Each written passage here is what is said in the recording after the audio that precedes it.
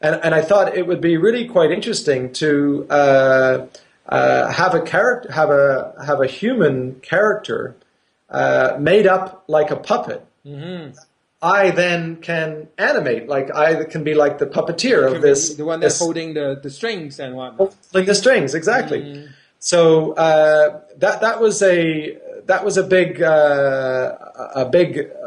big influence on the idea of it. And then by having the main character as camera recorded, made up in prosthetic makeup, then I spent a lot of my time working out the architecture, working out the surroundings, mm-hmm. and designing the secondary characters. The secondary characters in the story are computer-generated characters, so I would design those by drawing and then modeling and then going through the process. Where the main characters or secondary characters are in, how they move, what they do, and those are the things that you add, and you kind of like assign the tough work of animating to the actor, and then animate the actor, like what you described. What you describe in I think in another setting as hybrid filmmaking. Hybrid filmmaking, yeah, definitely, because it's kind of like it's a combination of puppeteering. In a way, it's kind of puppeteering, mm-hmm. But it's also kind of traditional acting, but the acting is exaggerated. It's more like the way I think of it. Brian, whom the actor I worked with, he reminds me, and the finished performance reminds me of an old-fashioned Buster Keaton kind of performance. Mm-hmm. He's trained as a clown, and there's a great physicality to what he's doing, and a great discipline in what he's doing and his movements. And the asymmetry of how he's moving and his twitches and his kind of eccentricities are all very carefully choreographed by the both of us. I mean, Brian is a very dynamic and smart man in his own right, so he was not passive to the experience. He was very much working with me to develop the character. Yeah. And then with the like there's a centaur figure in the story, which is so animating. A centaur has a horse's body and a human torso and head, and it's a robotic figure. That's an incredibly complicated animation to do, right? Like, animating a horse is very complicated. Animating a human can be complicated. Animating the two of them together is extremely complicated. And I had very strong ideas about how I wanted it to move, and then it was a matter of communicating that to an animator, and then designing the character and modeling the character in a way that could allow us to have that animation be articulated. So that's kind of the methodology for the film. But it was a long time. It was a long time brewing, and I guess importantly, I was just thinking about you. You were asking me about language and storytelling. Interestingly enough, there's no spoken dialogue in either of my films. No, yeah. And I've consciously done that. I think there's a lot can be said by silence, but also just simply by gesture. And sometimes language can get in the way, and it can define things more than they need to be defined, I think. And by allowing silence, allowing just gesture to be used as the primary means of communication, for communicating emotion, for dynamics, for change, for change in the character, without resorting to dialogue, you allow a lot of space, I feel, for an audience to put themselves into the world and interpret it the way they want. Right. And it's universal too, and it doesn't. It transcends languages. It transcends languages. In fact, there's a funny thing where for the music was very important, and I was that was another sidetrack. I'm thinking of two ideas simultaneously. But at the end credits, there is music, and there are words that are sung over the credits, and they're sung in French. And the Canadian Film Board was insistent that we write down the lyrics for this French, right? But my partner Jacqueline, who speaks French, she wrote the lyrics, and the lyrics are nonsense. They don't make any sense, because what I wanted her to do was to simply think of the French phrases as instruments, really. And I wanted to just play with the sound. So I gave her a whole bunch of words that I liked, French words that I liked, most of which I didn't understand the meaning. And I asked her to... I liked the sound of it, and I asked her to put them into phrases, right? And then we cut them all up, and we kind of rearranged them. Okay. And then to Vivian Houle, who's a jazz improviser. Right. And I said, "Here's the text." She speaks French, and she was really struggling because she was trying to uncover the meaning to the French. Make sense of the word to give Make sense of the words. And I was saying, it doesn't make sense to just make of what you want. And she sang this incredibly beautiful romantic song. Like it sounds like a song you'd sing at a funeral or you'd sing at a wedding. It's lovely and it's sad and the National Film Board want me to write out all the lyrics to give them so that we can account for everything and make sure all the paperwork is done properly. And oh boy, I've had a battle and just telling them it doesn't make sense. It's nonsense. Yeah, I feel much better now because I don't speak French or I don't understand much French, so it sounds good to me. So well, great. That's the idea. By chance, I hit on the true meaning or reason that you put it in. If I had understand some French enough to actually try and figure out the words, my head would probably explode.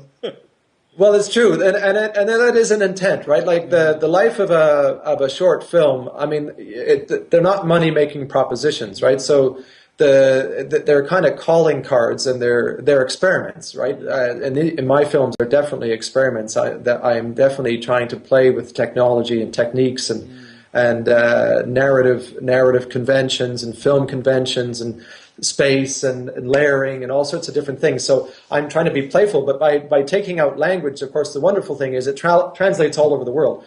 And this new film is just starting its festival run, but the first film, it showed on all continents, well, except for the Antarctica. It didn't show in the Antarctic, but it showed all over the world, and it's wonderful. It's fabulous that it can be people can gain pleasure and perhaps a little bit of insight from a film made on this part of the world on the other side of the world. You know. Yeah. Finally, there are images of crow. I think in actually all three things: the iPad app we talked about, and the Bones, the latest short film, and also The Blind Man's Eye. Any special meaning to you for The Crow? And for the last two animated short films, I think the same old blind man is in it. Like, any special meaning on that as well? Well, firstly, the Crow. I'm fascinated by crows. Definitely, there's many things about crows, but one thing that come to mind that I love is you see them up on a wire in a tree, and they're kind of cawing down at you, and sometimes you just think you're just being annoying. You know, you just think you are being incredibly annoying, but then they might be quiet for a period of time, and you start thinking, are they doing advanced calculus while they're standing up there on the wire? You know, they have this sense of incredible intelligence and yet at the same time smart. mischief.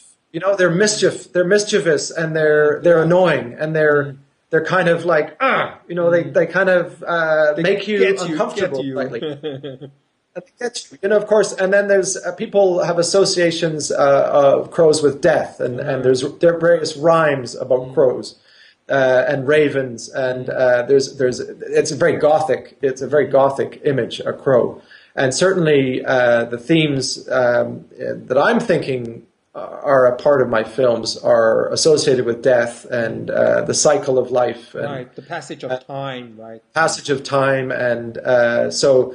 Crow is important in that regard. But I guess I'd like to say the other thing is it's interesting is that they translate. You know, crows have there are birds from the crow family, the corvus family, and all sorts of different parts of the world. Mm-hmm.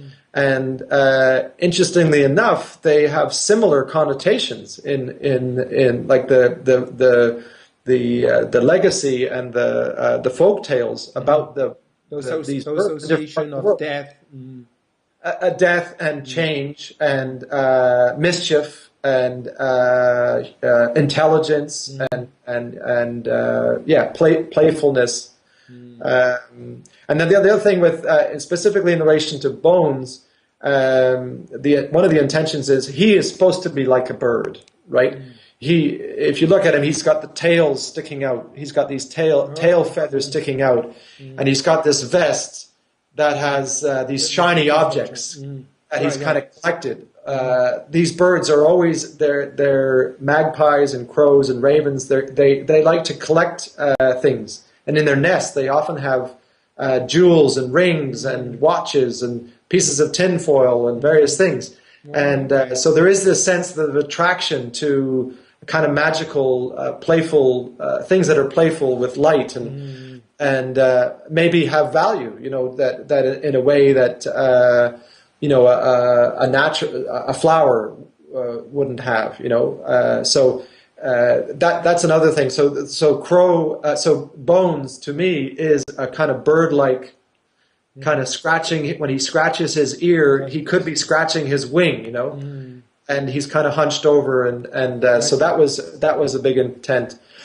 With regard to the blind man character who appears in the Trembling Veil of Bones and also in Blind Man's Eye, there was various thoughts behind that character. One was I wanted a character who was a typical older man, experienced older man that would be comfortable in the later years of his life, sitting by a river, sitting on a bench under a tree, and he would be perfectly content to have no company.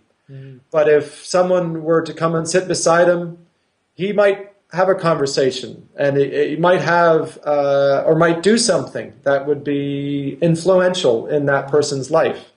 And so I was kind of thinking that there would be a wise. He's meant to be a wise character, a kind of Buddha-like wise character, even maybe a magical, even a shamanic character, someone who's an elder, someone who knows the magical ways of the world.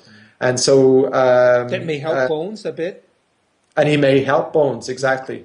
So in the case of the Trembling Veil of Bones specifically, what I wanted to do was to juxtapose the two of them. Bones, it was thin and kind of high-strung and edgy and agitated and moved really jerkily, and he was kind of, as I say, spatially paranoid. Whereas by contrast, this other character was very calm. He wasn't fazed by all the antics that were going on around, and all the creations of Bones' mind, right? All the dense imagery that is surrounding Bones. Could it be seen by this other old man who's blind? Yeah. And I like the juxtaposition that this old man, though he was blind, he truly saw. He could see. Perhaps because he was blind, and whereas Bones, you know, he's almost blind. He's got these big, thick glasses, but he's, you know, he just can't see anything because he's so closed up and stuck.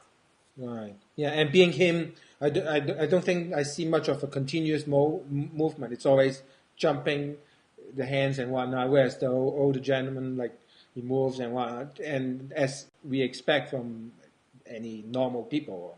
Normal. Yeah. Right. Oh, well, thanks a lot, Matthew, for talking to me tonight. You're welcome. My pleasure, Kempton.